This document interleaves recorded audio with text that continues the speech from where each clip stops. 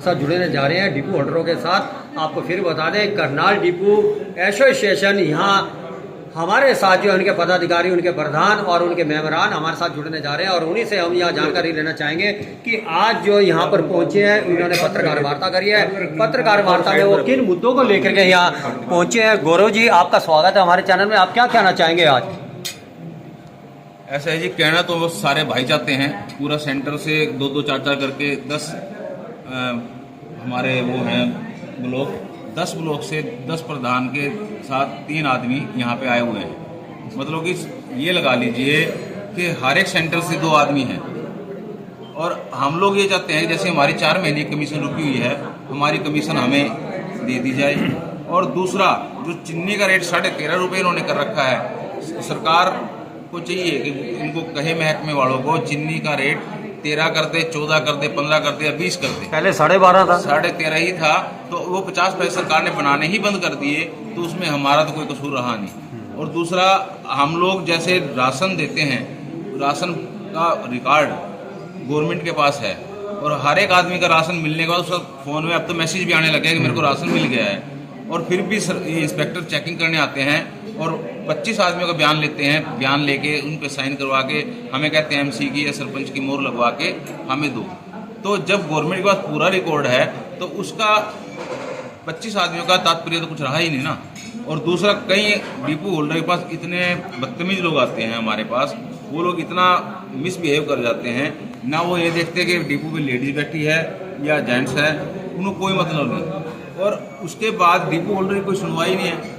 एक 4th class PM जो होता है सरकारी महकमे में, अगर उसको भी कोई कुछ कहता है तो सरकार उसके लिए भी स्टैंड लेती है और उनको उसके ऊपर भी कार्रवाई का प्रावधान है। लेकिन डिपो वाले के साथ मिसबिहेव होता है, मान सम्मान हमारा भी है, अगर कोई करता है तो उसके बारे में भी कोई हमसे पूछता ही नहीं है, ना उसके ऊपर कोई मिसबिहेव करता है, मिसबिहेव का कोई एलिगेशन लाता। हम तो ये कहते हैं उस आदमी को ये पता होना चाहिए कि मैंने ये किया है, या तो सरकार निरस्त करे या उस आदमी को कड़ी से कड़ी सजा दी जाए। गौरव जी, जैसे आपने बात करी यहाँ 13.5 रुपए से जो है या तो 13 कर दे, 14 कर दे, जैसा भी है, ये 50 पैसे की जो है ये खत्म ही कर दे समस्या। इसके साथ साथ आपने बात बताई जो कमीशन है, कमीशन वर्तमान में आपकी कितनी है?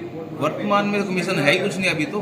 2 रुपए कमीशन क्विंटल के ऊपर गवर्नमेंट दे रही है, वो भी पहले 1.5 रुपया था। तो इससे क्या होता होगा, जबकि आपका एक ऑफिस भी है, कार्यालय है, डिपो जहाँ बनाते हो उसका किराया भी होगा, मशीन जो है वो भी मेंटेन होती है, तो ये सारे खर्चे कैसे 2 या 3% में होगा? 2% पे नहीं होता जी।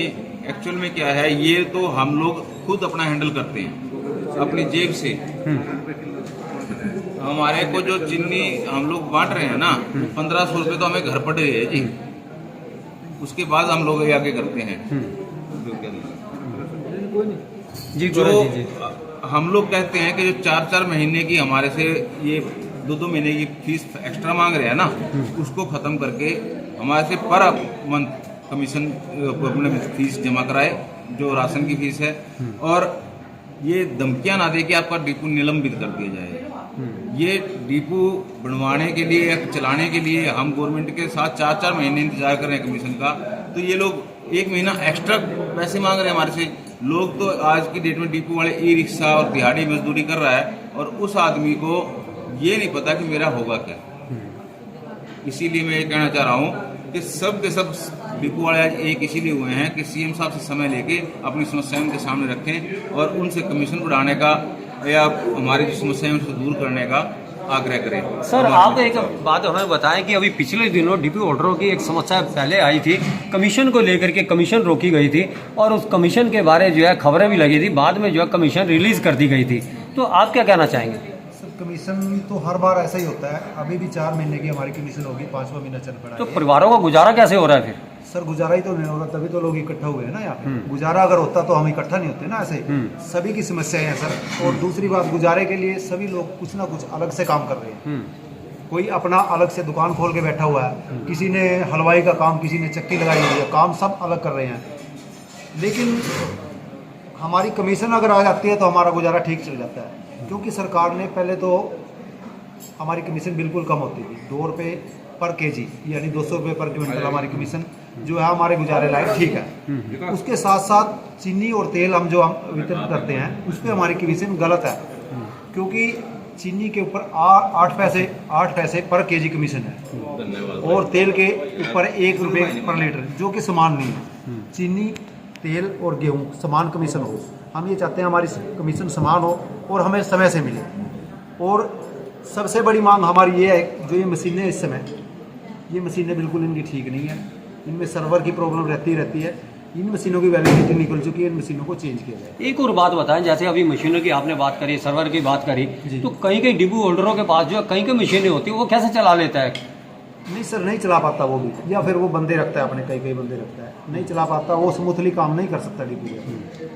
जैसे मसलन के कि मेरी मशीन किसी और ने चला ली, किसी और की मशीन किसी और ने चला ली, तो वो कैसे चला रहे हैं वो? नहीं सर, ऐसे तो नहीं चला सकते, बट जैसे किसी कोई डिपो सस्पेंड होने के बाद दूसरे डिपो में लगता है तो वो अटैच की जाती है सप्लाई, तभी वो दूसरी मशीन चला सकता है, अन्यथा वैसे मशीन नहीं चला। संजय जी, आप हमें बताएं कि आप मीडिया कोऑर्डिनेटर हो डिपो होल्डर्स के एसोसिएशन जिला करनाल के, आप क्या कहना चाहेंगे इस बारे में? देखो, आज जो हमारी समस्या आ रही थी, उसके लिए आज हम यहाँ इकट्ठा हुए हैं। आज हमने अपने दो भाई हर डिस्ट्रिक्ट से बुलाए हैं, तो सभी यहाँ पर पहुँचे हैं और अपने अपनी समस्या के बारे में हमें अवगत भी कराया है। जैसे चीनी पर हमें सिर्फ 18 रुपये क्विंटल, जो कि बहुत कम है, सरकार 18 रुपये क्विंटल दे रही है, तो 50 पैसे का वैसे ही चक्कर पड़ता है, तो हमें चीनी बांटने में बड़ी दिक्कत आ रही है।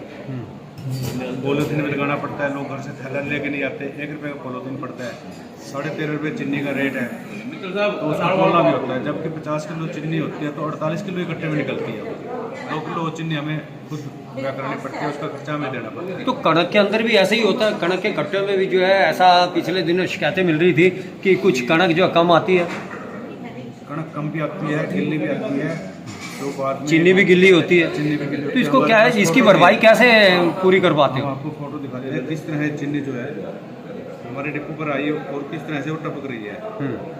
तो इस चीनी के कट्टों से चाशनी जो है ना नीचे बह रही है। अब डिपो वाला इसमें क्या करेगा? और जो अफसर आते हैं चेकिंग के लिए आते हैं, तो ये बोलते हैं भाई चीनी की गुणवत्ता सही नहीं है।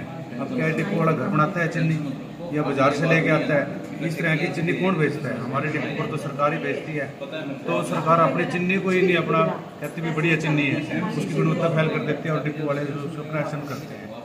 तो इन चीज़ों को बंद करने के लिए हमने मीटिंग रखी है आज। भाई हमारे साथ जो अन्याय हो रहा है, इंस्पेक्टर कर रहे हैं, सरकार कर रही है, उसके ऊपर अनदेखी ना करके उनको संज्ञान में लेकर उन समस्याओं को दूर करने का काम करे सरकार। तो संजय जी, एक बात बताओ कि जैसे कि आज आपने बता दिया अपनी मांगों को लेकर के यहाँ पर इकट्ठे हुए हैं, तो आपने कोई आज ज्ञापन वगैरह भी अभी देने जाएंगे? हाँ बिल्कुल, आज हमने ज्ञापन देना था, DFSC से बात हुई थी, वो कहते हैं आज मैं चंडीगढ़ हूँ, उनको हम कल सुबह ज्ञापन, कल सुबह आप उनके ऑफिस में जाकर के हमारा देंगे? जो प्रतिनिधिमंडल है, इतने लोग नहीं इकट्ठे होंगे, 5 आदमी जाकर उनको हम ज्ञापन देंगे। तो उसके अंदर कोई समय अवधि रखी है, उनको कोई समय भी दिया गया कि इतने समय के अंदर हमारी मांग को पूरा करो? ऑफिस टाइम में जाएंगे, जिस तरह सरकार अपना करती है। अगर हमारा 1 या 2 महीने में हमारी समस्या हल नहीं करती, तो सभी भाई इकट्ठे होकर जो मशीनें हैं सरकार के टेबल पर, आप अपने ज्ञापन के अंदर क्या सरकार को चेतावनी भी दोगे या कोई ऐसी मांग भी रखी है कि हमारी इस समस्या को जो है 1 हफ्ता, 10 दिन, 15 दिन, 1 महीने में पूरी करो? नहीं, देखो, सरकार को हम चेतावनी नहीं देंगे, अपनी मांग रखेंगे। अगर हमारे समय रहते मांग पूरी नहीं करती सरकार, समय कोई रखा उसमें? नहीं, समय तो देखो होता ही है, 1-2 महीने टाइम लगता है।